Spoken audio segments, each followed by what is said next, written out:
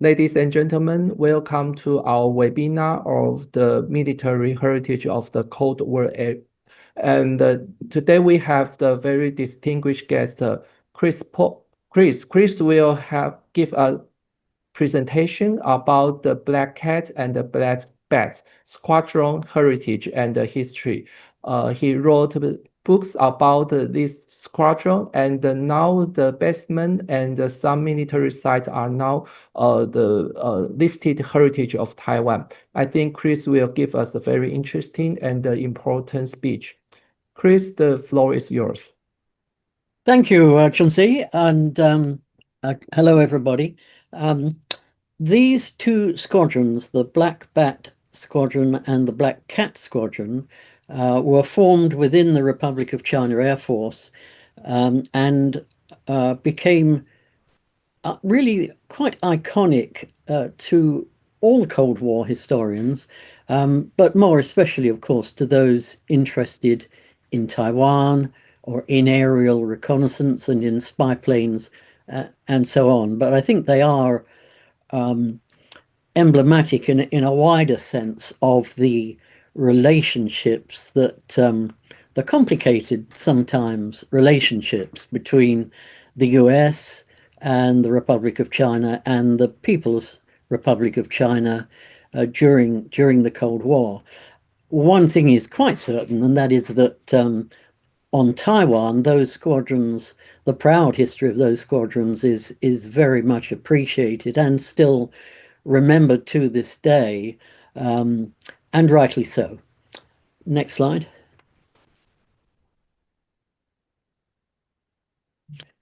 So first, the Black Bat Squadron, it came first chronologically. Like the Black Cat Squadron, you could essentially describe them, both squadrons, as joint ventures between the Air Force on Taiwan and the Central Intelligence Agency. Very much a joint venture with the Taiwan side providing the bases and the pilots and some of the maintenance and the support, and the CIA providing the aircraft and the overall logistics and the mission planning and most of the intelligence related to what the squadrons were tasked for, although as time proceeded, Taiwan became more and more involved on the intelligence and mission planning side. So the Bats were the number 34 squadron within the Chinese Air Force. And as you can see from this slide, they were active for a very long time, flying over the mainland. That's a massive number of flights. They were flying 2 or 3 times a week. They had old converted bombers and reconnaissance and maritime patrol aircraft. 2 of them are on that slide. The B-17 was actually a Second World War bomber, but converted for the purposes of this squadron. The P-2V-7 there was named the Neptune in the US Navy, and that was a maritime patrol aircraft. And the ones that this squadron flew were specially modified from the standard US Navy maritime patrol types. The squadron was based at Hsinchu, and that's from where they conducted most of their missions. But in the 1960s, because of their expertise in flying over hostile territory at low level, the US side also tapped them to fly C-123 aircraft, which were a smallish airlifter, to do flights in Vietnam, which was dropping agents and doing reconnaissance over North Vietnam. And just like the original intention over China, this was to serve US purposes, but without risking any American lives. Next slide. And these are the missions that squadron performed. They flew only at night, hence the nickname Black Bats, and they flew low level. Their early role when they were first started in the early 50s was dropping Asian agents into the mainland and propaganda materials, leaflets. But later they began performing SIGINT, that's signals intelligence, and the main target of those flights was to gain information on the mainland China's air defense systems. And a third role, which came along later, was to sample with an atmospheric sampling device once China began to test its own nuclear weapons from 1964 onwards. Next slide. The Black Cat Squadron, that was the number 35 squadron in the Republic of China Air Force. And their role was daytime photographic reconnaissance from high altitude, although they also had SIGINT as a secondary mission.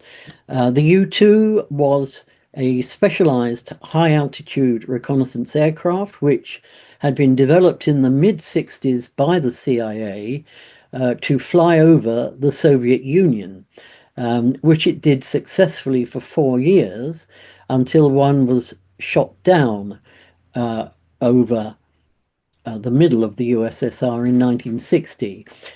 It was at about that time that the idea of using that airplane to fly over mainland China was also first discussed within CIA and then between the US and the government in Taipei. And after some political delays, the program got underway in 1962. And that squadron flew over the mainland for 6 years. But China had been given by the Soviet Union the same surface-to-air missile that had shot down the US operated aircraft over the Soviet Union. And so China deployed those missiles and its air defense radars to try and prevent these overflights from Taiwan. There was a considerable technical struggle between the two sides as the aircraft tried to avoid the missiles with new routings and new electronic warfare. It was a very complicated operation, but no doubt about it, also for the pilots involved, they were very clear it was a dangerous operation. And 5 of those U-2s flown by the Taiwanese pilots were shot down.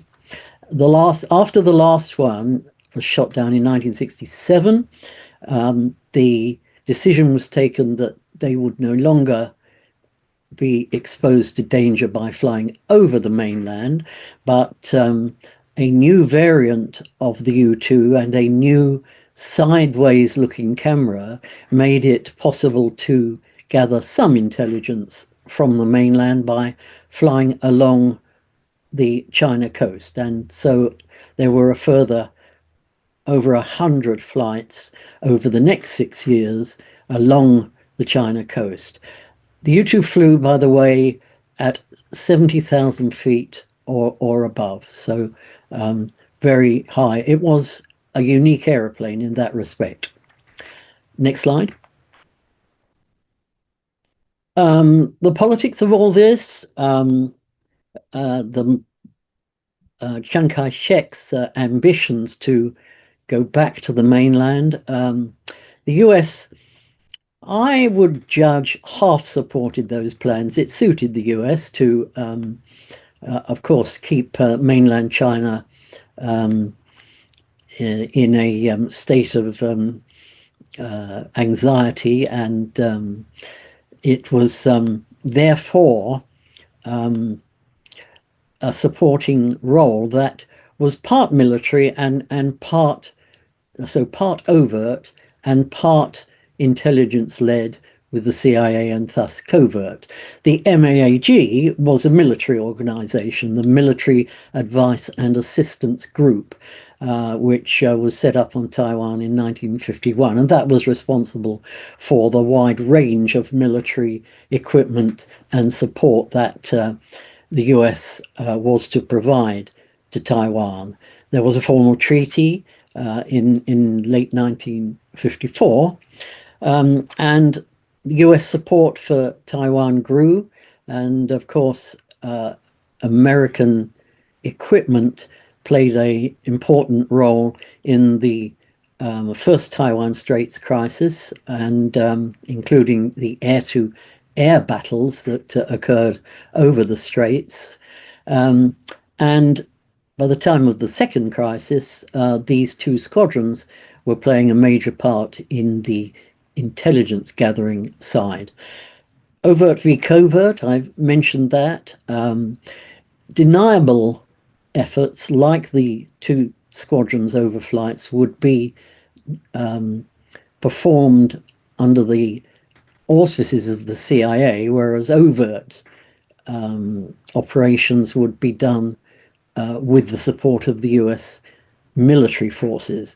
There was always a tension within the US between the State Department and the CIA, with the CIA always more anxious to promote, support the intelligence gathering operations.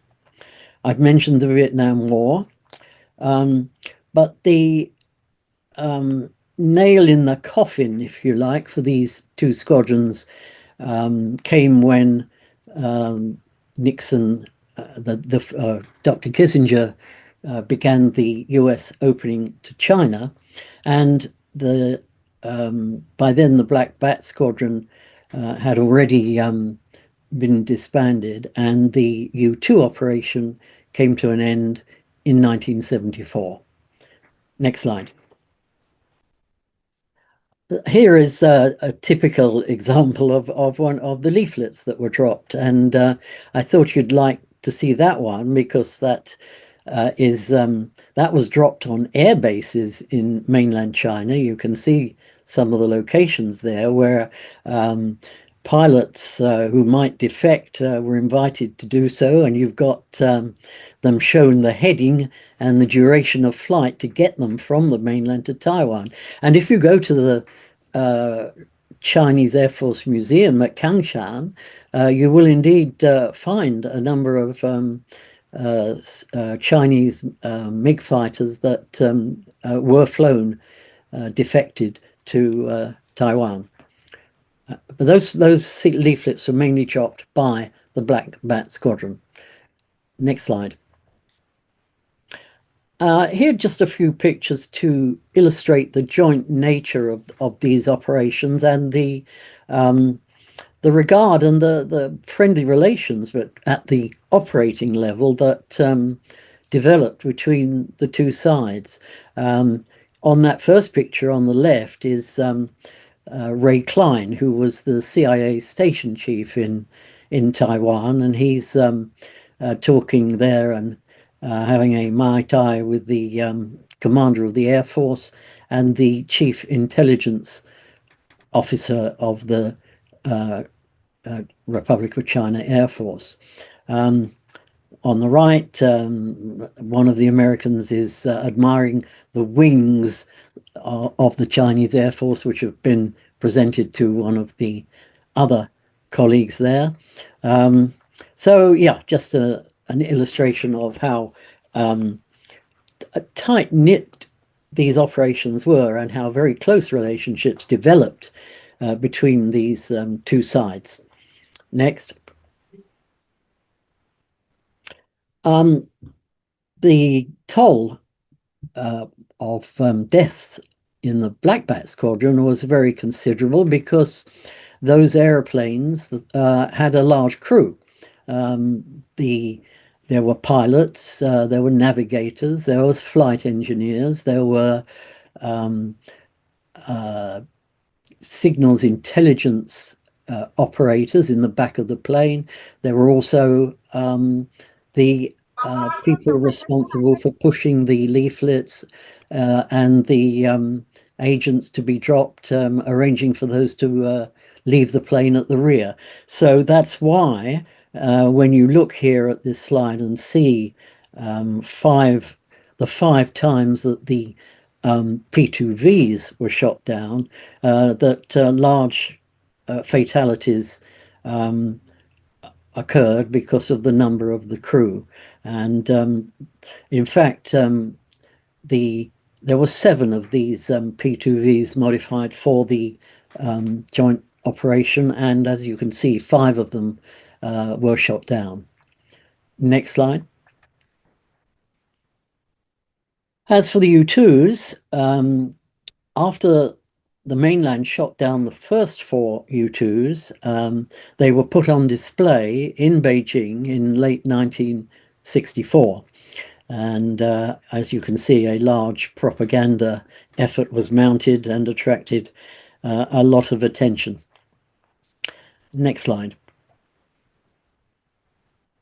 And a quote that I like to show from General Yi Fuan, who was the Chief of Intelligence for the Chinese Air Force. I'll read it out. I was thought to be a mysterious figure because I was in charge of the secret squadrons, but I was not a legend. The real legend were those brave young men who risked their lives flying into enemy territory. Those airmen, they borrowed time from God, as we Chinese say. Most people have no idea what they did. They are unknown heroes. And that was part of the motivation for me writing my books and investigating the history of these 2 squadrons. It was a story that definitely needed to be told. Next slide. So what memorials exist to these operations in Taiwan? I'm pleased to say that there is a very nice memorial dedicated to the Black Bat Squadron in Hsinchu Town Centre, close to the air base where they flew from. And that was opened back in 2009. And I understand that it's still open most days and well kept by the local government there. That is a picture taken at the opening ceremony back in 2009 with me and I think the commander of the Chinese Air Force on Taiwan. Next slide. As for the Black Cat Squadron, the U2s, the only thing you'll find in downtown Taipei are 2 schools, an elementary and a junior high school, which were named for Chen Huaishen. Major Chen, he was the one of the original cadre of U2 pilots trained to fly over the mainland, and he did indeed make the very first flight over the mainland. He was also responsible for devising the Black Bat emblem, the Black Cat emblem for the 35th Squadron. And he was the first casualty of the operation later in 1962. And yes, those 2 schools are situated near the former Republic of China Air Force headquarters. And That is on the right there, a bust and statue of him outside one of the schools. Next slide. But if you want to see anything else about the Black Cat Squadron, at the moment, you've got to go to Beijing, because in the military museum there, they put together parts of those 5 U-2s that were shot down, and they keep one on display there, and there it is in that picture. Next slide. But hopefully there's good news still to come. The Taoyuan Air Base was where the Black Cat Squadron were based, and as you know, it was later developed into the international airport alongside the air base, and then the air base was closed. The city government in Taoyuan is preserving 7 sites on the airbase side of that location, and those sites include the former U-2 hangar, which you see on the left there, and some renovation work has been done there, so that hangar is available now for some displays, although nothing has yet been done. The other sites preserved scattered around that area include the former photo processing facility for the imagery and the film brought back from the overflights, and at the further end of the base, the alert sheds where the fighter interceptors that were based at Taoyuan also were kept on alert, and that site is, in fact, I understand, the first one to be opened to the public, and that's a view on the right of a F-104 interceptor on that site. So last slide, I think. Yeah. Yes, well, so that's all I have to say, and I hope that's been of interest to you. There are some contact details for me. I have a website. There are, amongst other posts there, quite a few relating to the Black Cat Squadron, so please go there and have a look. Thank you. Thank you, Chris. As we after your speech, actually, I have some questions. Quick question and the QA. First thing is, after your research about the Black Cat and the Black Bat, what will be the key challenge of preservation or conservation this kind of military history and heritage? Well, from a point of view of historical accuracy and information, there's not really a problem. The stories are now well known, not just thanks to me, but to other writers, and most of the information is declassified on both sides. The Ministry of National Defense in Taiwan, in fact, put on a very nice exhibition some years ago on the Black Cat Squadron, and unfortunately that was a temporary exhibition, but it certainly showed what could be done to bring that story to the wider audience.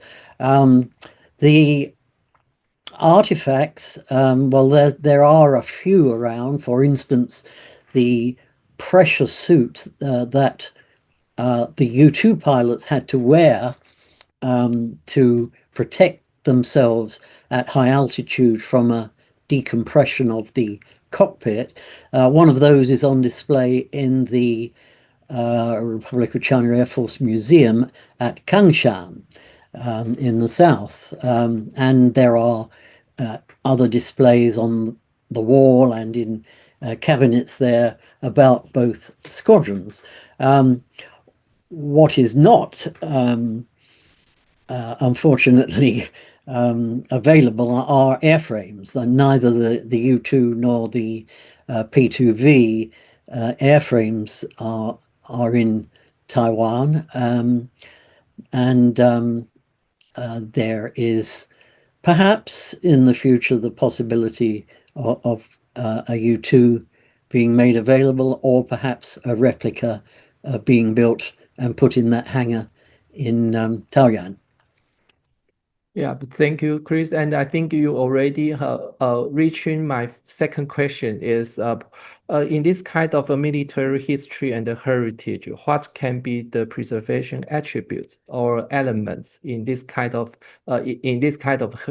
heritage and history? And as you said, maybe some really real aircraft is important. Some elements like the pressure suite is the important. And what will be else you think is important in this kind of the military heritage? Well, I would say imaginative, interactive displays, because these events are a long time ago. Only people as old as myself were around during the Cold War. There's new generations who need to be informed, and a learning process. And the more attractive that can be made, the better. And so it's important, I think, to arrange for good quality interactive displays, virtual reality now, headsets and so on, to support the story and make it attractive for a wider and younger audience. Okay, so my last question is, as the world is changing, as there are new conflicts between China, Russia, and the United States is emerging. What's the story of the black cats and the black bats may inspire us in the new world? Well, that's interesting thought. I think that I have to be frank here. I think for Taiwan, those squadrons were representative of Taiwan's struggle to achieve a degree of independence. Of course, in those days, Taiwan was still not a functioning democracy. It is today. It's actually, in my opinion, a shining example of democracy in a part of the world where it's difficult to find. And long may it continue. So